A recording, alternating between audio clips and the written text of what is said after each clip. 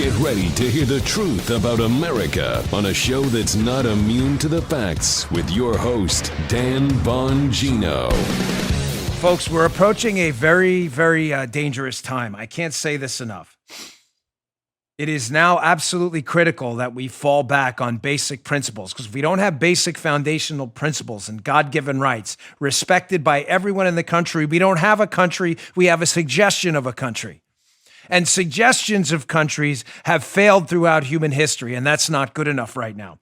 I'm going to go through a litany of things right now. A litany of things on the show today that should scare you, things that are happening.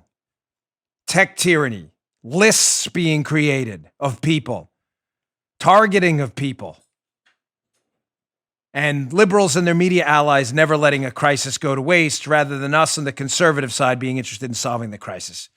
Today's show brought to you by ExpressVPN. Ladies and gentlemen, ExpressVPN. Go get a VPN now. Protect your online activity from prying eyeballs. Go to expressvpn.com/Bongino. Go today. Welcome to the Dan Bongino Show. Producer Joe, your Friday, please, worst 1960s game show voice intro we've been doing forever. Let's have it, buddy. Well, it's Friday. A little subdued. That's okay. That's okay. All right, ladies and gentlemen, let's get right to it. Today's show also brought to you by our friends at LifeLock. Sensitive personal medical data could be exposed, as a recent analysis suggests an increase in cybersecurity attacks on pharmaceutical workers. You hear about that? The increase in remote work from home has coincided with the targeting of smartphones and tablets of people working in the pharmaceuticals business with phishing and malware attacks.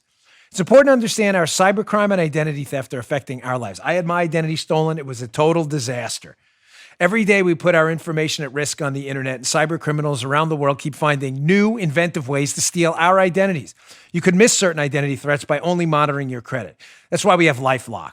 LifeLock detects a wide range of identity threats, like your social security number for sale on the dark web. They do that.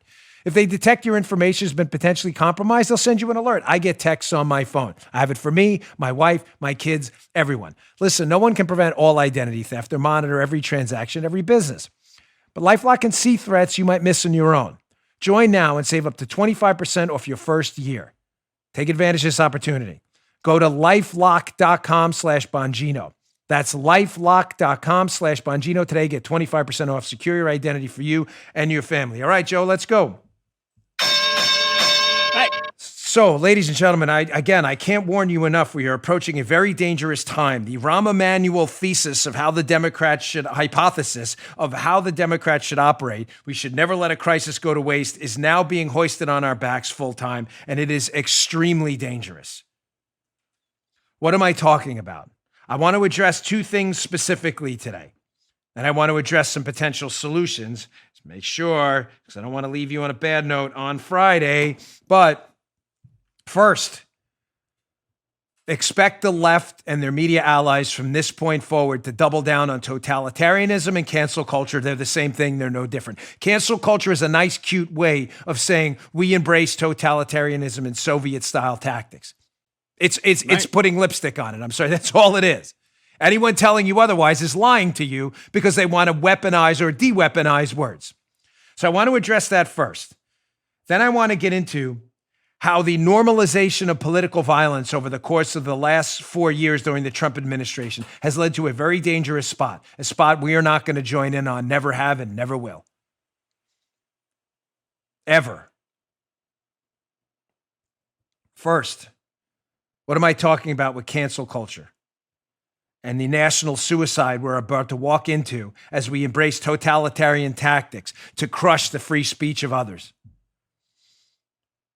Ladies and gentlemen, I've warned you for years now, that cancel culture and the dangers of totalitarian cancel culture are that they constantly need new targets. Why? Let's think about this rationally for a moment. Again, liberals step aside, media people. I'm asking for people with triple-digit IQs who think straight and use reason and rationale to think about this.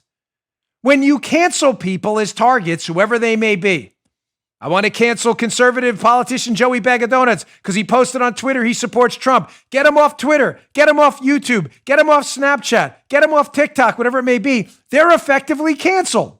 Canceled meaning You don't say anything I'm saying, Joe, that's unusual or weird. I mean, you've canceled them. They're not a threat to you anymore. You have effectively canceled them. Nice job. Of course, I'm being sarcastic.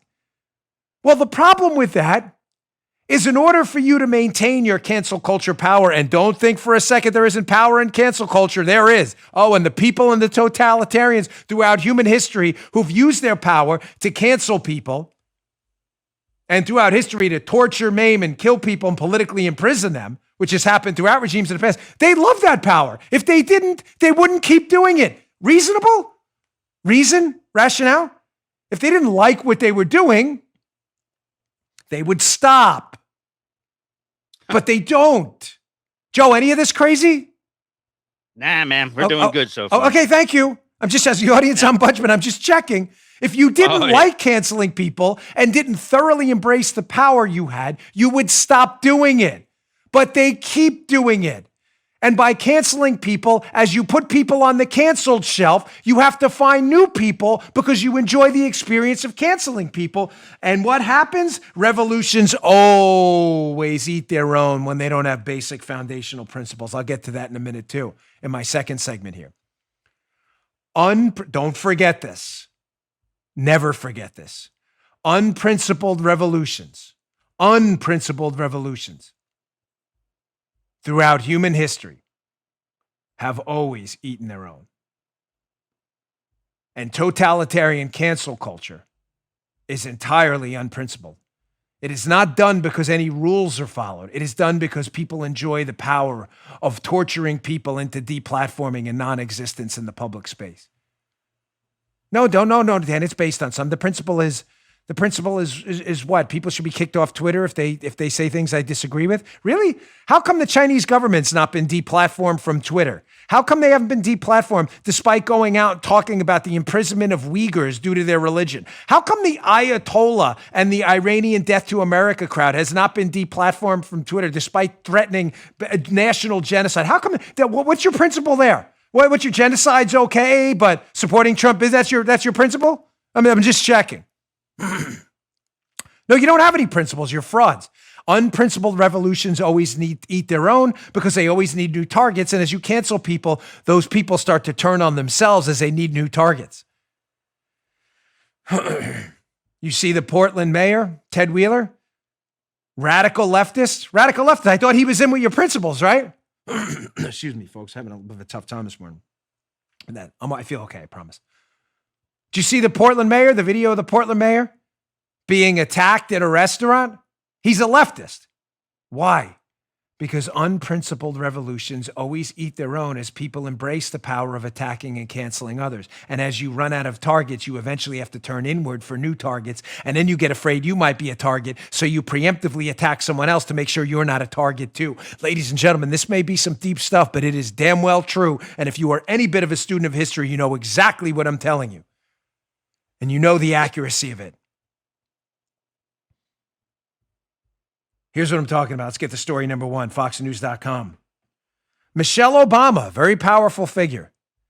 Oh, Dan, she doesn't know political power. Oh, you are grossly mistaken if you think political power is divorced from cultural power.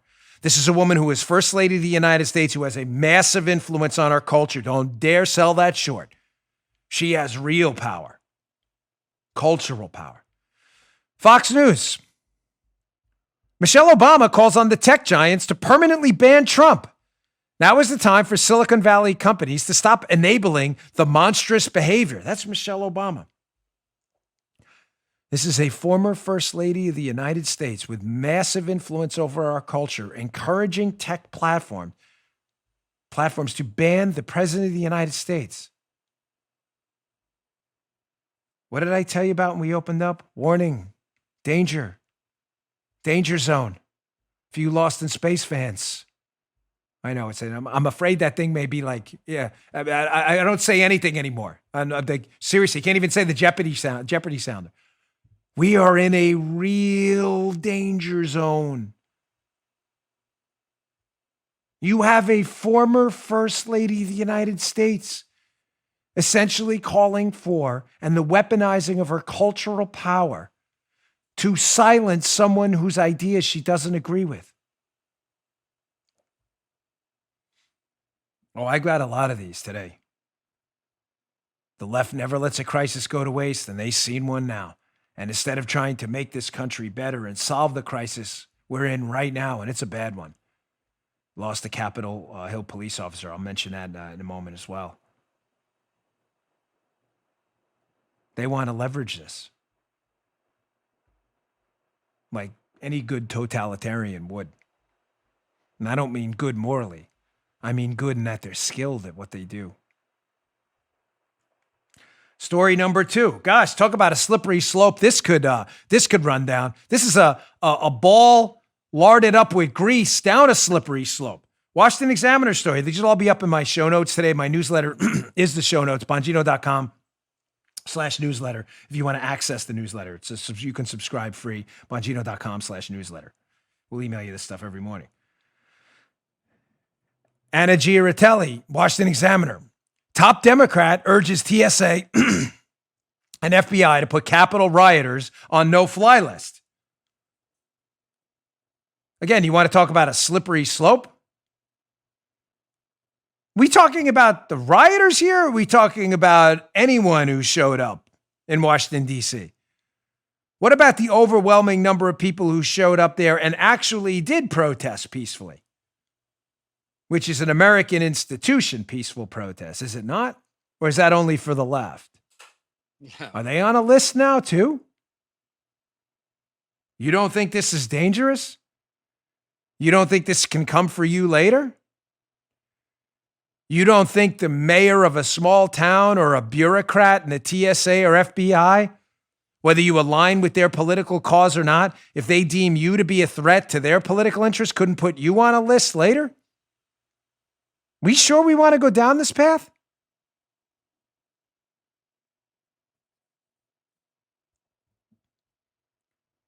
May say these stories get worse. Oh yeah, ladies and gentlemen, they do. It's hard to believe, but they do. Washington Examiner covered this the other day. President Trump, the president of the United States, is now effectively locked out of communicating with a majority of his constituents he addresses on Twitter because Twitter locked his account for 12 hours after his tweets insisting election was stolen. Carly Ortiz Lytle, social media producer at the Washington Examiner. That's a headline.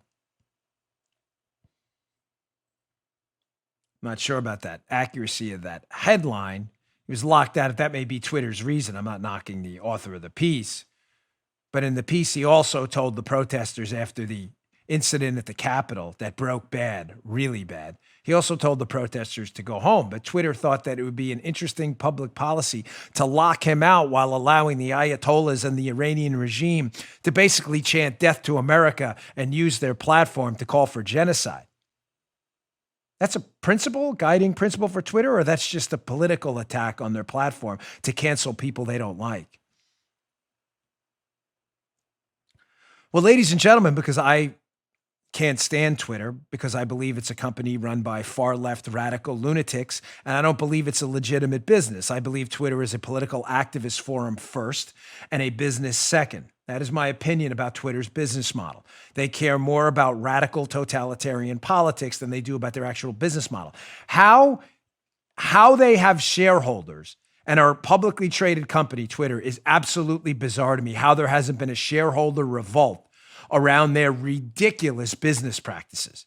This is a company run by juveniles with the maturity of kindergartners.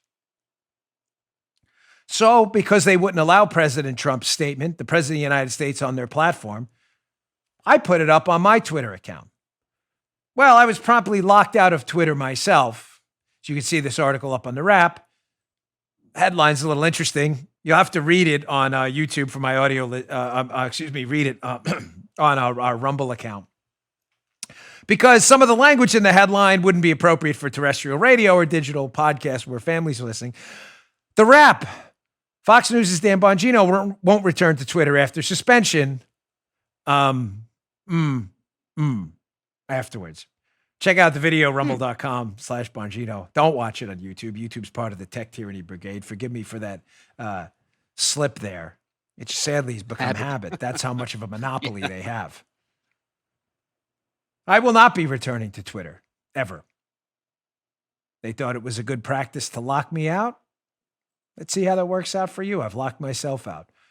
The account is not inactive. It'll remain active. I just will never post again. My last post on Twitter was this morning. If you'd like to go to Twitter, you can go check it out. It will be pinned to the top of my account. That will be the last post I ever make on Twitter.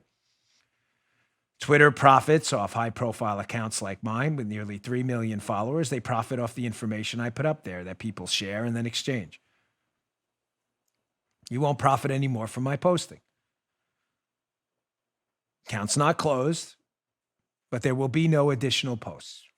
And to all the Twitter shareholders out there, if you think this is an effective business model, to have one of your most highly trafficked accounts leave because you locked that account out because he dared to put up a video of the President of the United States making an official statement from the White House complex. If you think that's an effective business model for the future, you do you. Folks, you can find me on Parler, a platform I have invested in myself.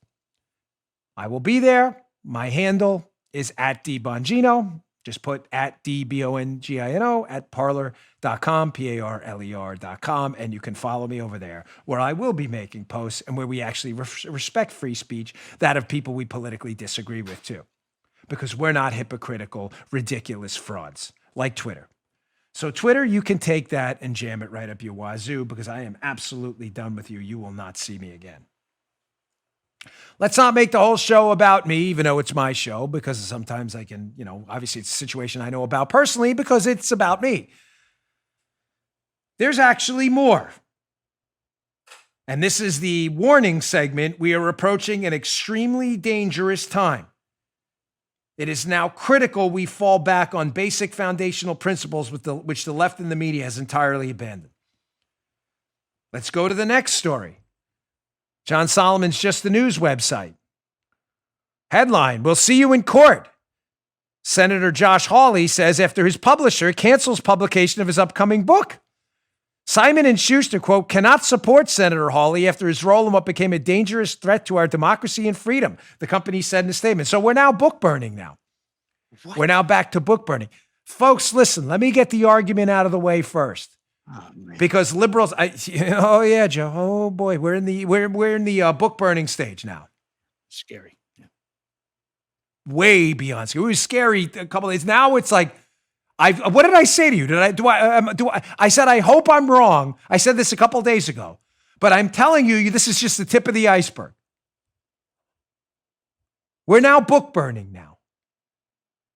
I warned you to be very, very careful about who you do business with. This is why. We have to develop a parallel conservative economy. I have taken the lead role in it with Parler and Rumble and tech platforms that don't subject people to discrimination on their ideological beliefs. But ladies and gentlemen, I can't do everything. You have to do it too. Legal firms, HVAC businesses, everything. We need an entire parallel economy where we will not cancel people, customers, and clients based on their political beliefs. Simon & Schuster took a stand. I want to be clear on this too. I'm sorry. I don't want to lose track of where I'm going. This is a very important show today. This is not a First Amendment issue. Simon & Schuster is a private company. They made a unbelievably unbelievably ridiculous, stupid business decision. I will never, ever, ever even consider Simon & Schuster in the future for any book, ever. I may not even write an additional book. Simon & Schuster may not care, but I write a lot of really well-read books that have made a lot of money for people. They won't make any money from Simon & Schuster because they're out. And to my author friends out there too, be very careful who you do business with. Josh Hawley's book, The Irony, is literally about cancel culture and tech tyranny. I'm sure that irony has slipped past the geniuses at Simon & Schuster, who think they're catering to the blue checkmark Twitter brigade and are building a business in the future. You're not. Liberal books suck. Nobody reads them outside of a few select authors. People read conservative books because conservatives go to work and have money and buy them, and you've just eliminated about 25% of your market. Good luck with that. And good luck on Twitter as I ask the rest of you, if you can, I make no demands on anyone, and I understand. Follow me off Twitter to Parler. I've got more. Let me get to my second sponsor, but I got a few more stories, and I'm sorry, I don't mean to depress you, but if we don't understand the fight ahead, we're not going to understand where the fight is going. And the worst part about that is not understanding the tactics of political strategy about how to beat these people at their own game. You have to understand where we are to know where we're going. Today's show also brought to you by our friends at Tommy John. Hey guys, here's a quick win to start 2021 off right. Spring for some Tommy John underwear and stop the flopping around and stick to yourself. I was a big fan of Tommy John way before they were a sponsor. Their underwear, their pajamas, their clothing, for men and women, it's just beyond comfortable. You'll never wear anything else. The only downside is you have every guy, you have that underwear drawer. You're going to buy some Tommy Johns. They wash them. They're going to keep making their way to the top of the drawer, and you're never going to wear anything else but the Tommy Johns. Those horrible other drawers you had below, you might as well throw them out. Till you get your business squared away, you won't be able to focus on more important business. When you start every morning in Tommy John underwear, you're that much more comfortable. You're going to love them. You do everything better. They look good too. Hey, just saying. See, Paul agrees. Trade out whatever cheap underwear was sliding down, riding up last year for Tommy John to get the comfort you deserve. With dozens of comfort innovations, once you've tried Tommy John underwear, you're not going back ever. I never did. That's why Tommy John doesn't have customers. They have fanatics. Try breathable, lightweight, moisture-wicking fabric with 4 times the stretch of competing brands, so it moves with you. Tommy John underwear comes with a no-rolling waistband for the perfect fit. The legs never ride up, and each of Tommy John's 13 million pairs of underwear sold are covered by a no-wedgie guarantee. Who's better than you? I'm in them right now. I just am. It is the way. Which one? These are the black on black. Had to check. There's no risk with Tommy John's best pair you'll ever wear. It's free guarantee. Paula's in her Tommy John's too. Try Tommy John today. And if you don't love them, they're free. Go to TommyJohn.com/Dan. Don't wait. Save 15% on your first order. Go right now. Save 15% at TommyJohn.com/Dan. That's TommyJohn.com/Dan to save 15% on your first order today. See site for details. Thanks, Tommy John. So we take a break after that you don't hear it, but just to send over some of the video for processing. And Joe and I usually talk. How's the show going so far? Whatever. It takes about a minute. And Joe said something interesting. I just want to throw in the air. He's like, Dan, this is a great opening to the show, but I'm a little afraid here because the punishment stage hasn't even started yet. And I said, Joe, that's a great line. I'm going to bring that up. But you're right, Joe. The punishment stage, and that's why I'm saying, I'm warning you about this stuff not to depress you, but to let you know that this is just the beginning. There's more bad stuff coming, and you darn well better be prepared. But great line, Joe. Thanks for that input. Yeah, we take a little break. It takes less than 5 minutes, but it's a good way for us to recenter the show. You know me, I can go all over the place. All right, let's get back to it. So more warning signs ahead. We just covered Josh Hawley's book being canceled because he dared to say, hey, were there some issues with this election? Hey, I've seen your internet stuff. You got to come back to my screen. So, folks, get worried. Be prepared. Here's an article at Legal Insurrection here. It'll be up in the show notes today. About more efforts by the totalitarian left to engage in a vicious cycle of cancel culture suicide. And I mean national suicide. Because eventually the country will collapse on itself as they try to find new targets. Facebook, YouTube, Shopify all moved to deplatform Trump and questions about the 2020 election. It says YouTube hasn't deplatformed Trump directly, but they're doubled down in their promise to penalize channels that post false claims, which is awfully subjective. CNBC has a piece about this as well.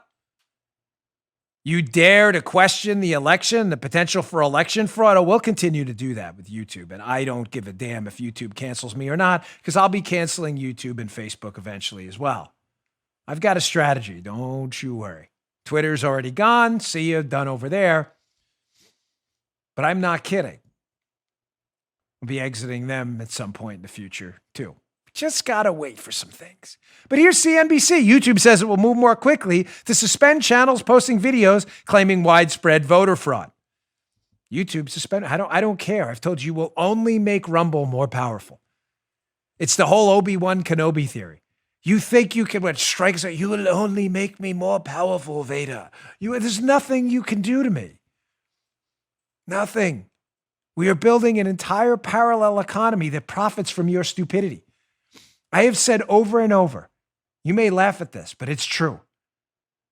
Parler and Rumble's best friends in marketing their brand have been Twitter and YouTube, respectfully. Huh? They're competitors. No, they're not. They're our best friends. Parler jumps to, what are we at in the App Store right now? Let's see. Let's check this out. Not a joke. I'll look at it.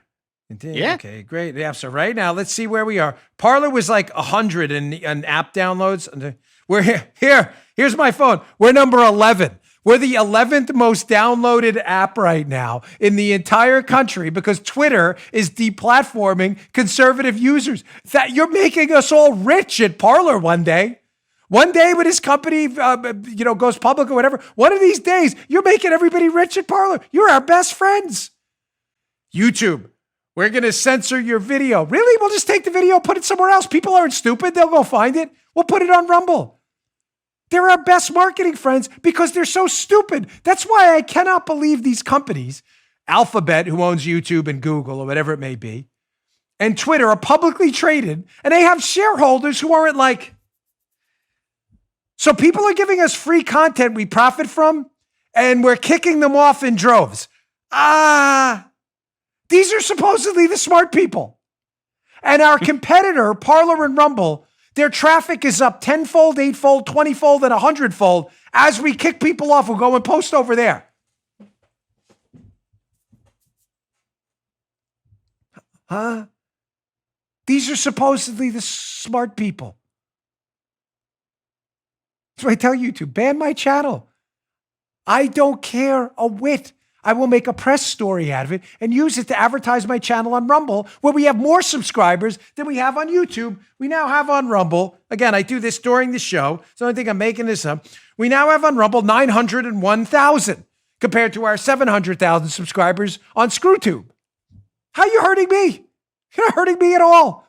More people find us on your competitor that I have an ownership stake in. Oh, man, we're really damaging him. Are you? Good luck. On a serious note, back to Joe's point and other things about the punishment stage has not yet begun. Ladies and gentlemen, this is not a joke. I know we use a lot of sarcasm and sometimes humor on the show to take the edge off. But I have been consistent from the start in condemning political violence. From the start. Why? Because, ladies and gentlemen, when you go down that path, and listen, I'll be honest with you. I got emails from people yesterday, a couple of them, not just one. Just being candid with you. Dan, the time for violence is now. What? Are you insane? Are you crazy?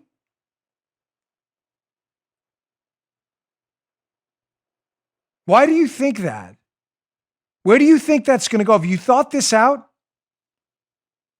So out of all of the avenues to pursue changes you'd like in your government, locally, at the state level, and at the federal level, all the avenues, voting, activism, fundraising, joining political groups, getting government petitions signed, fighting for candidates you believe in, running for office yourself, putting out a book or a podcast or a blog. There are endless opportunities for you to collect and leverage to garner and hopefully affect some political change in the future. You're claiming we've exhausted every one of those and now we need to jump to violence and destruction? I'm sorry, I will never be a part of that. Ever. I never have been and I never will. And I've spoken out consistently about this for 4 years.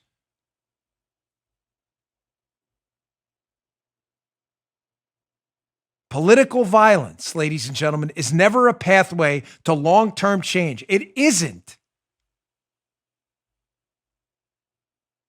Look at the results of this. We lost this police officer up on Capitol Hill. Rest peacefully, brother, with the Lord, Brian Sicknick. Capitol police officer dies following the chaos in D.C. Washington Examiner. Sadly, this will be in the show notes too.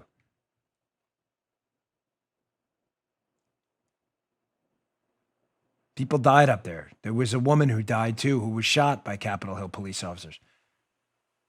These people had families.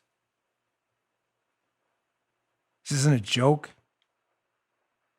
Listen, I don't want this to come off as chastising people in my audience, because you're not. You're good people. And really, the emails I got were very limited about that. But to a limited number of people who may hear this that actually believe that, no. No. This is the time to double down on big R God-given rights and constitutional principles. This will only lead to additional radicalization, what happens. This schism where we cancel people and what the left is doing to us. But our response can never be to normalize political violence like the left has done.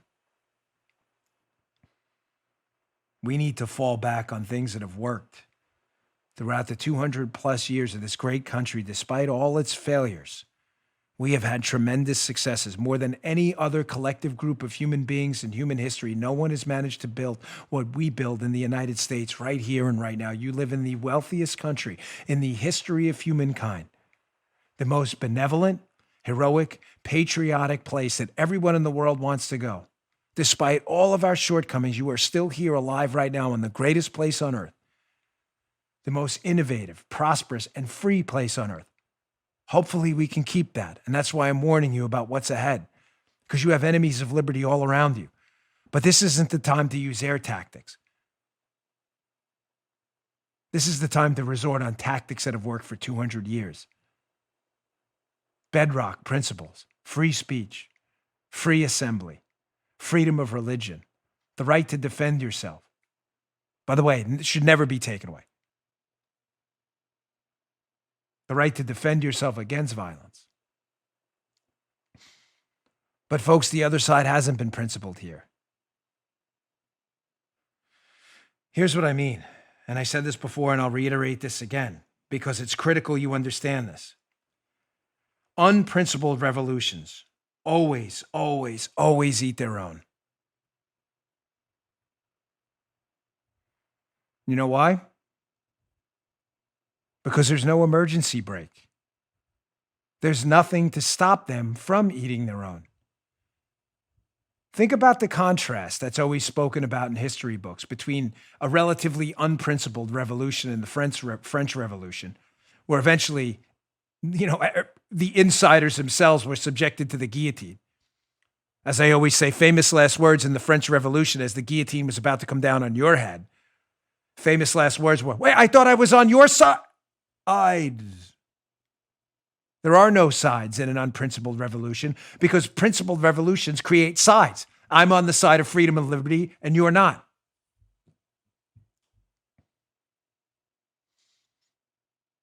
The American Revolution was a principled one, fought for foundational beliefs that God's children had big R, God-given rights from him, not from government, and government was only there to ensure that. Do you understand that was a unique idea that had never been tried any time in human history before, to the extent we tried it in the now fledgling United States of America that declared independence? You understand that had never been tried before. The idea throughout human history that was almost accepted as tautological was that rights were small r rights given to you by government, not by God. Government gave you those rights.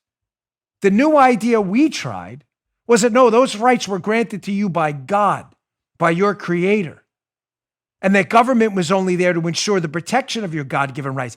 Ladies and gentlemen, that was a schism. That was a breaking point in human history, no different than the advent of photosynthesis and the creation of human intelligence. I'm not kidding. It was that seismic of a shift in the thinking of humankind, where in the past, government felt like its rights were granted by it, and government could unilaterally take rights away. This is the first time in human history a group of men and women in this collective place we call the United States said, no, that's not the way it works. Those rights can't be taken away because government doesn't give them. God does. Now is the time to fall back on those rights. And if someone else has God-given rights to prosper, to live, to assemble, to petition the government, to practice their religion, to defend themselves, if someone else has those God-given rights, I cannot take them away, whether as a government official or as a private citizen. Because government ensures that person's God-given rights, if I attack that person, government in the form of a police force or in a military if it's from overseas, will defend that person's God-given rights on behalf of government. If government chooses to attack those God-given rights, I can sue them in a government-created entity designed to protect those rights, a court system. I'm not saying it always does a great job, but it's there, and we're trying. We have that emergency brake. We can't take rights from others. The left doesn't, despite all of the wrongdoing that has happened. And ladies and gentlemen, there can be no lack of moral clarity on this. What happened at the Capitol was disgraceful. Period. There can be no lack of clarity and can never happen again. That's not to chastise, it's to state something that's truthful. The overwhelming majority of people there are videos out there of people booing people who are doing, showed up to peacefully state their case, and God bless you for what you're doing. There's nothing more American than a peaceful protest. But we cannot turn into the left that for years has normalized political violence as a tool to take away the God-given rights of others. I refuse to do it, and I won't be on the side of it ever. We are not them. We have never been them.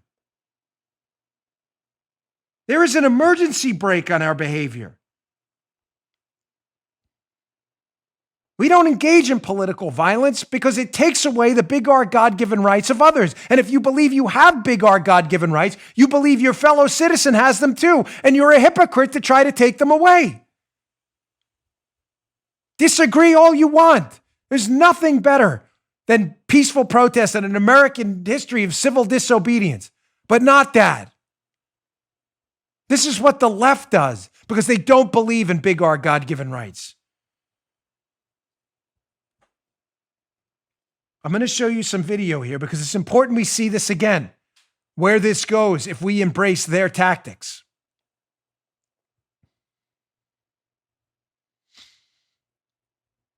When we normalize political violence,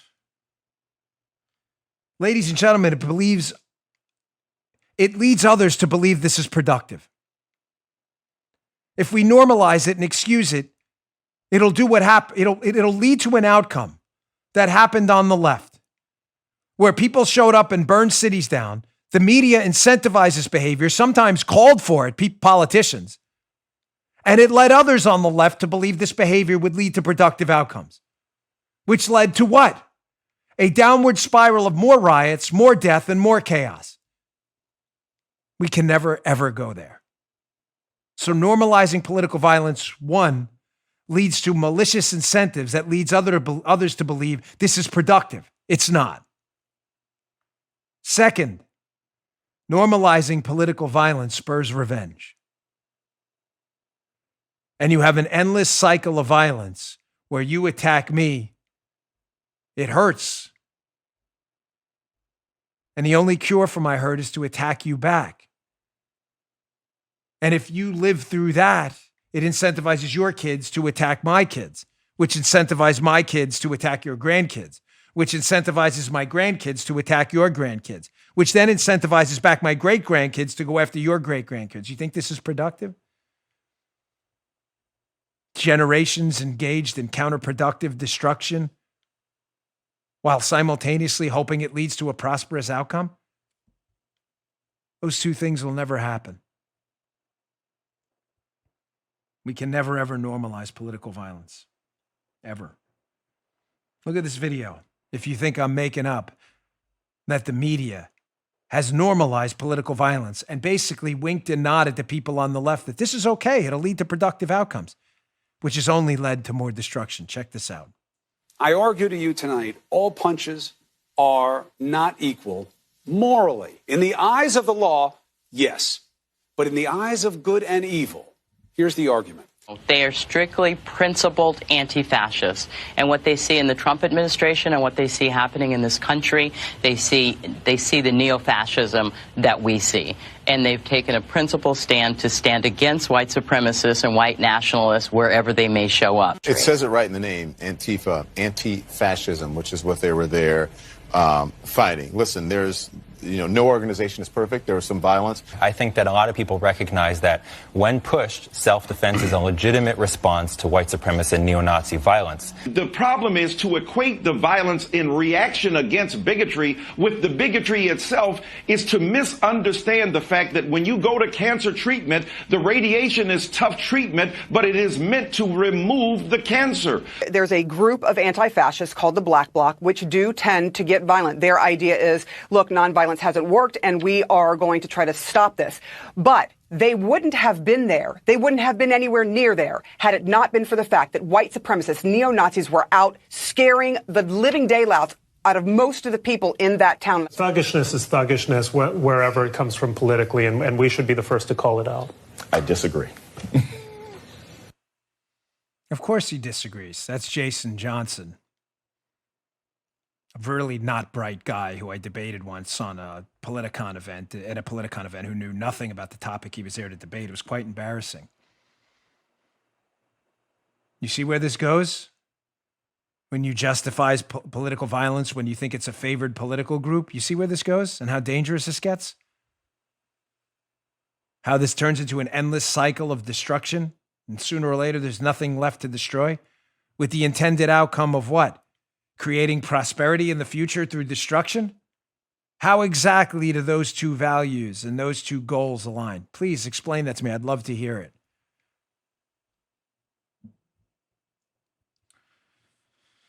Gets worse, folks.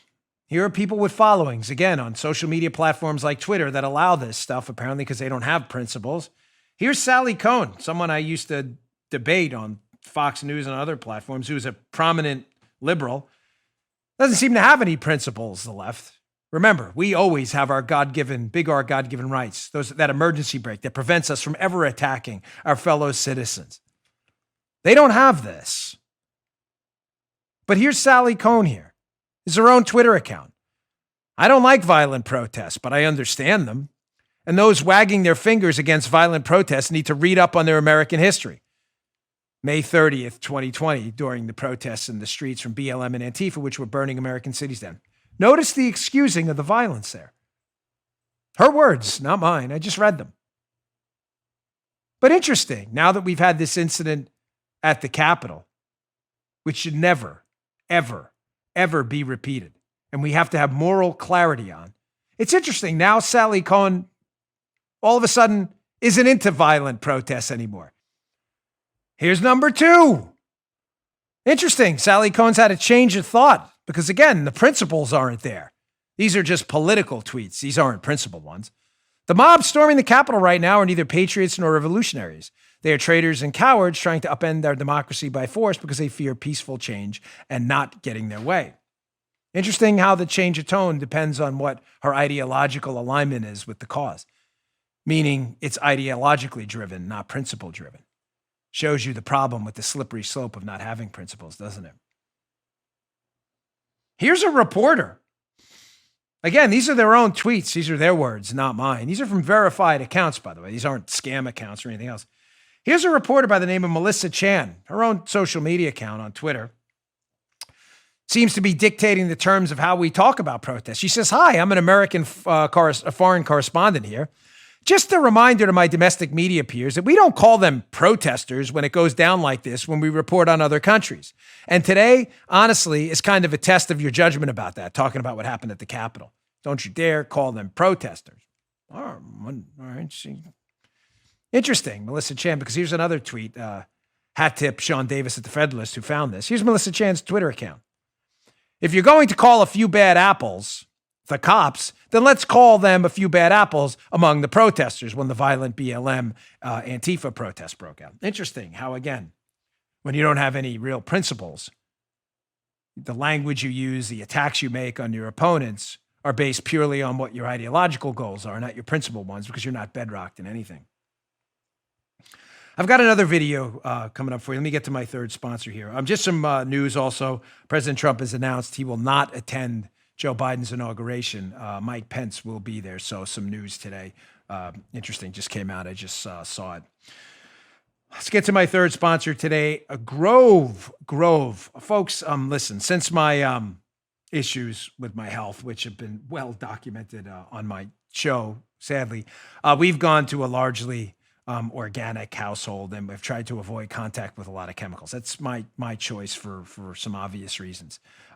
Grove was a sponsor of mine before. They're back, and I'm happy to have them on board because keeping a clean and healthy home is more important than ever these days. But sometimes it can be overwhelming to look for household products that are natural and effective. It's tough. It's a balancing act. Wouldn't it be nice if there was someone you could trust to put the work in for you and find the companies that can do that, produce natural and effective products, and then save you some time and some money? That's where Grove Collaborative comes in. Grove is the online marketplace for sustainable home essentials delivered right to your doorstep. Grove Collaborative takes the guesswork out of going green. Browse the site for thousands of home, beauty, and personal care products, all guaranteed to be good for you, your family, your home, and the planet. We shop there. We really like it a lot. Makes it really simple. It's one-stop shopping for stuff that's really natural and effective. With Grove, you don't have to shop multiple stores or search endlessly online to get all the natural goods you need for you and your family. Join over 2 million households who have trusted Grove Collaborative to make their homes happier and healthier. Plus, shipping is fast and free in your first order. Make your home happy and healthy this new year. For a limited time, my listeners go to grove.co/Bongino. Make sure you get the URL right, grove.co/Bongino. You'll get a free Miss Myers gift set plus free shipping with your first order. It's really cool. It's a $30 value, but you have to use their special code. Go to grove.co/Bongino. Get this exclusive offer. That's grove.co/Bongino. Go today. Check it out. They have some really cool products over there. We're big fans here. Okay. I told you I get to this next video. Again, how the left... My new phone activates. I can't even say it because you know the thing on Apple when you say the name. What would you like? The personal assistant there. It keeps doing its thing there. Here's another montage video of, again, that was more media folks incentivizing Antifa and BLM to continue the violence by insisting it was productive and not condemning it.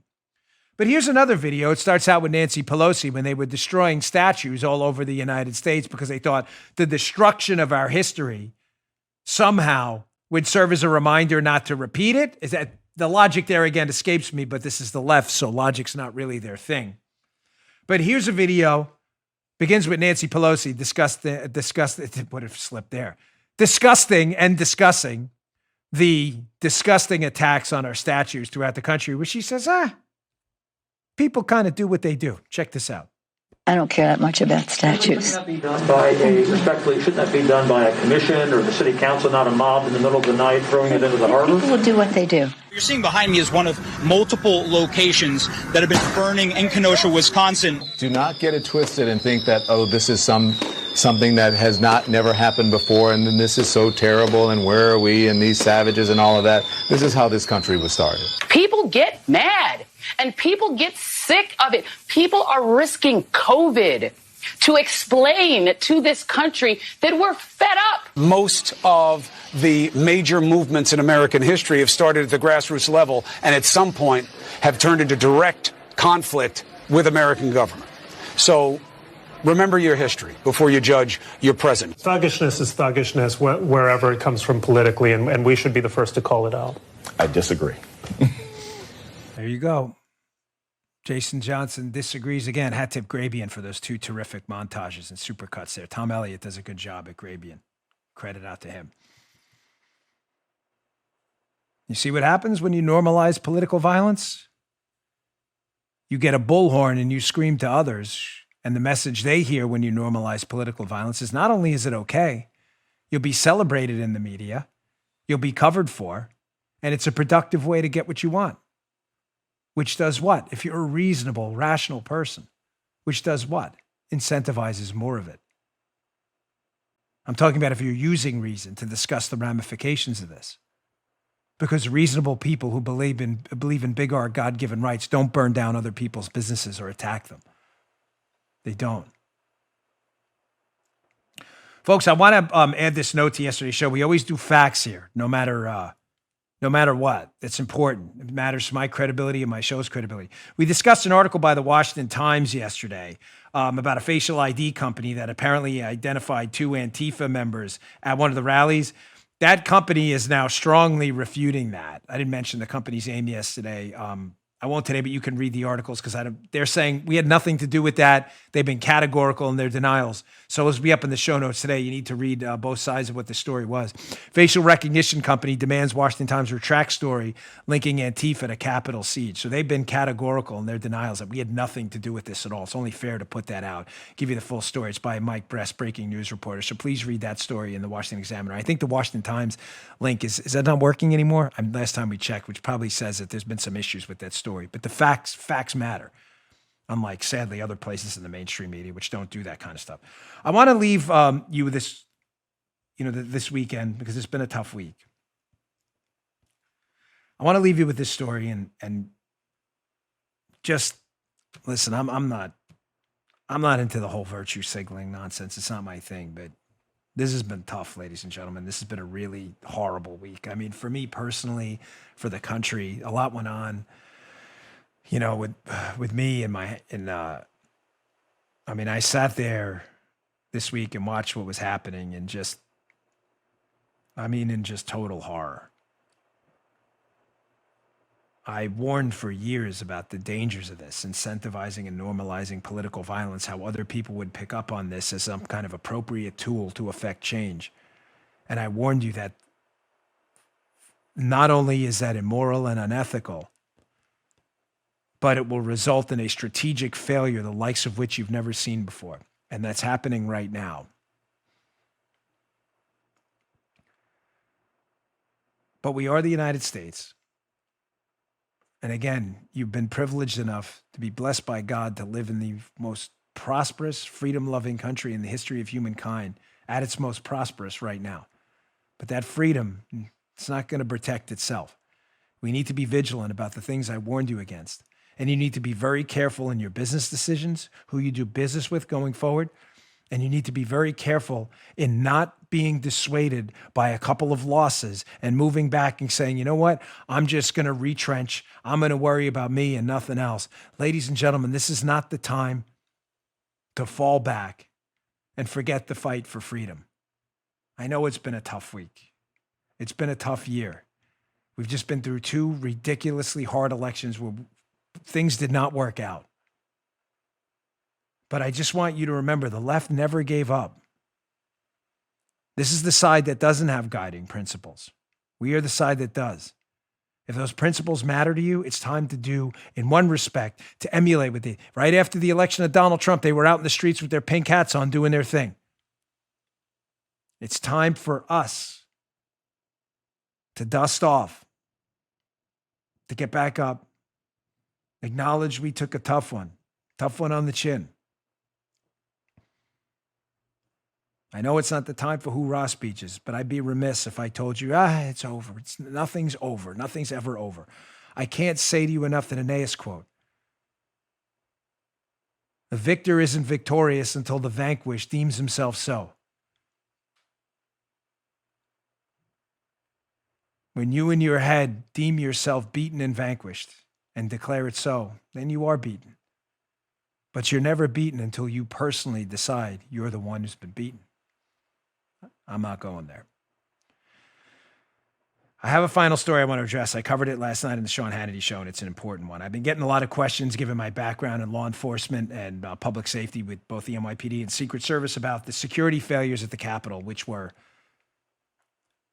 hard to describe in the scope of how bad the security system failed at the Capitol. It's not Monday morning quarterbacking. That's easy to do. Monday morning quarterbacking is typically done when you want to poke fun at people. That's if you're getting that out of this segment, you were wrong. Even in the Secret Service, when we had failures on protection missions, we used to have this thing online, these tips, and the tips would usually be, here's what happened on this one, don't do it again. It was everything from don't put the sandbags on the president's side of the bike rack because he'll trip over them. And they would be like, well, who did that? And it was embarrassing if you did it, but you knew never to do it again. We need to do that now. The security failures at the Capitol were a red siren for everyone that every single terrorist group around the world saw. But as I said last night on Sean's show, we will never, ever be able to address the security failures without addressing political failures first. The Capitol Hill police, ladies and gentlemen, aren't stupid.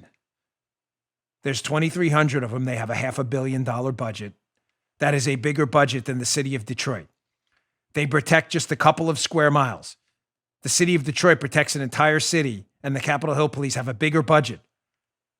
They have almost as many people as the Suffolk County Police Department in New York, maybe more, 2,300. So you may say, well, damn, with such a huge budget and an enormous police force up on Capitol Hill, how did everything fail so badly? Well, ladies and gentlemen, I've seen it. I've seen it during my time with the NYPD, and I've seen it in the Secret Service. And the reason the security quote failed is because of planning influenced by political partners in the security equation, not the security people themselves. When your security is influenced by political decision-making rather than security decision-making, you don't have security. You have political security, which will fail every single time. We need better politicians, ladies and gentlemen, not new police officers. The police officers know what they're doing. Their failure was the failure of their management because their management, both in DC Metro Police and their management in Capitol Hill, were influenced by politicians. And some of the managers over there were too weak to stand up. I know that from the inside.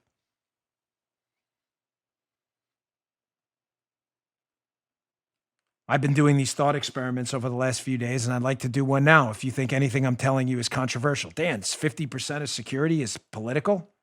Sadly, yeah, maybe more. Police know what they're doing. It's the politicians that don't. You don't believe me? Ask yourself a simple question. Why is it that the chaos at the Capitol was stopped within hours and, thank the Lord, hasn't returned? Stopped within hours. Yet the siege at the Portland courthouse, federal courthouse, a federal building too, went on for months. Why did the siege at the White House when Donald Trump was inside go on for days, if not that entire week? Why? Why did that happen? Why was that allowed to happen and go on for over a week, and in the case of Portland, over a month? Yet the happenings up on Capitol Hill were stopped within hours and have yet to return. Well, the answer is obvious if you're playing this thought experiment with me. Because it involved political decision-makings about favored versus unfavored groups and had nothing to do with security. When Donald Trump decided to close off the area surrounding the White House because there was a legitimate security threat, I know it from people on the inside. You may say, oh, well, the media celebrated that because it's about security, right? No, it was about politics. The media saw an opportunity politically to damage Donald Trump, so attacked him for militarizing the area around the White House and mocked him for trying to use the National Guard to ensure public safety. Interesting. Yet when we had a public safety situation at the Capitol and the National Guard was delayed due to Democrats, the media immediately turned to trying to blame Donald Trump for not sending in the National Guard. Wait, Joe, I thought when Donald Trump was going to send in the National Guard to defend the White House, that was a bad thing. But now when you're going to send in, or there was even a minor delay about sending the same National Guard to defend the Capitol, all of a sudden Donald Trump made the wrong decision. What's the wrong decision? To send them or not send them? The answer is, when you're an unprincipled lunatic like the people in the media, and you're trying to influence policing decisions based on politics by pressuring politicians, the answer is whatever hurts your political opponent, Donald Trump, is the right answer. So if Donald Trump deploys the National Guard to defend himself in the White House, he's a dangerous tyrant. But if Donald Trump waits 10 minutes to send the National Guard to defend the Capitol, clearly this man's lost control of the country and doesn't believe in law and order. You still don't believe me that security and public safety is 50%, if not more, political? How come the public safety response at the Capitol restored order in just hours, and the situation, thankfully, has not been repeated? Yet the situation was repeated for days and weeks at the Portland Court. What was the difference? Politicians and the media who saw an opportunity to put pressure on weak managers in police departments to make political decisions, not security ones. That was the difference.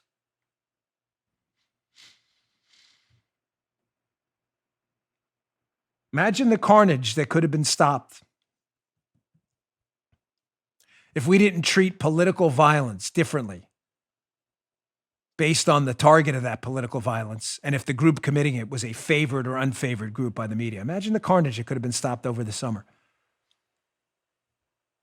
If we would have taken a hard stand right away against civil unrest and the burning down of businesses and the attacking of innocent people by BLM and Antifa. Imagine the carnage that could have been stopped if we would have handled it the same way they handled the Capitol, where in a bipartisan fashion, everybody called out and said, this stops right now. Imagine that. But they weren't interested in that because the carnage then benefited them. I'll leave you one more example. New York City and liberal cities across America where people are dying as homicides explode.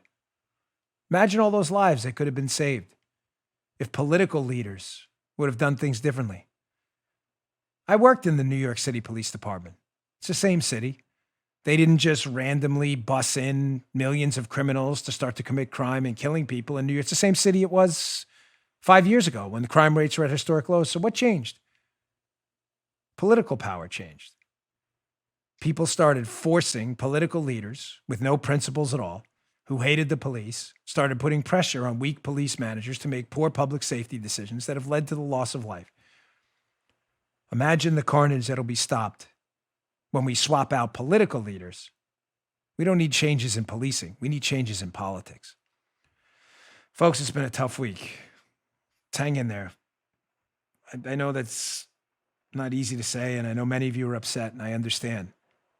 But I ask you, what's the alternative? If not for us, for our kids, we got to fix this. We don't have a choice. I'm not going to let my two daughters grow up in a country that we've handed them down an absolute flaming mess. I'm not going to let it happen, and I know you're not either. Thank you for your loyalty to the show. I really appreciate it. Please subscribe to our show. Check out the video on rumble.com/Bongino. We'd really appreciate it also if you check out BonginoReport.com, which is our alternative to the Drudge Report, which abandoned us a long time ago. We try to give you the best news of the day. And as always, please check out our articles at Bongino.com, which is separate from BonginoReport.com, because we're not going to be putting those articles out on Twitter anymore. We're just done. Sorry, but it's over. All right, folks, we will see you all on Monday. Good day, sir. You just heard Dan Bongino.